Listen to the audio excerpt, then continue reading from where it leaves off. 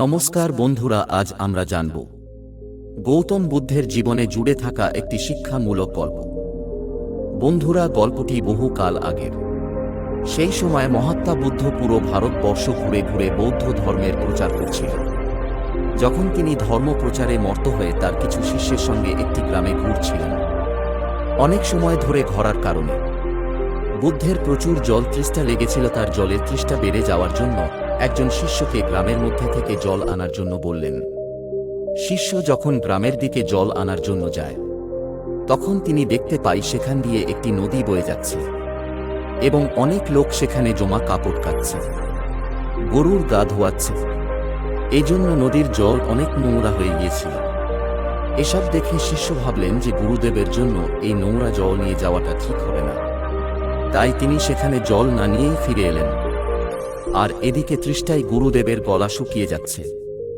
ওই শিষ্য ফিরে আসার পর বুদ্ধ আরও একজনকে জল আনার জন্য পাঠায়, কিন্তু এইবার ওই শিষ্য বুদ্ধের জন্য একটি পাত্রে জল নিয়ে আসে।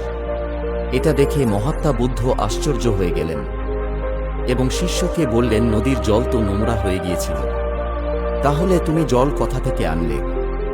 শিষ্য বলেন, হে গুরুদেব, ওই নদীর জল সত্যি অনেক নোংরা ছিল, কিন্তু যখন সকলে নিজেদের কাজ সেরে ওখান থেকে চলে যায়, তখন আমি ওখানে কিছু সময় অপেক্ষা করলাম জলের সঙ্গে যে নোংরা মাটি মিশেছিল ওটি জলের নিচের মাটিতে বসার, এবং যখন উপরের নোংরা মাটি জলের নিচে বসে গেল তখন জল পরিষ্কার হয়ে গেল।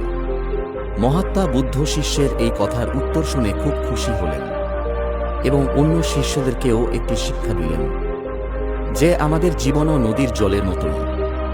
জীবনে ভালো কাজ করতে থাকলে আমাদের জীবনও শুদ্ধ থাকে, কিন্তু অনেকবার জীবনে এমনও সময় আসে যখন আমাদের জীবন দুঃখে এবং অনেক রকম সমস্যায় ঘিরে থাকে। এরকম অবস্থায় জীবনের সমান এই জলও নোংরা লাগতে থাকে।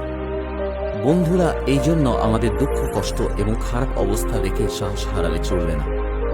ধৈর্য রাখতে হবে, তাহলে খারাপ অর্থাৎ নোংরা জিনিসের মতো সমস্যাও ধীরে ধীরে শেষ হয়ে যাবে। বন্ধুরা, আশা করছি গল্পটি আপনাদের ভালো লেগেছে।